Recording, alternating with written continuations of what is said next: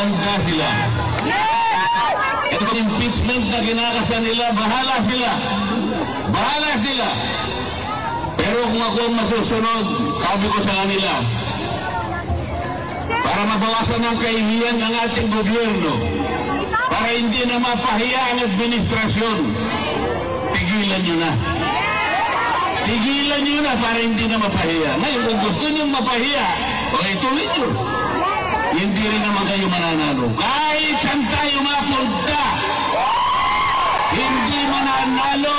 Hindi mananalo ang kalaban ng ating Vice President. Sinabi ko na noong una, uulitin ko sa inyo, kung ayaw nilang itigil, nasa sa kanila.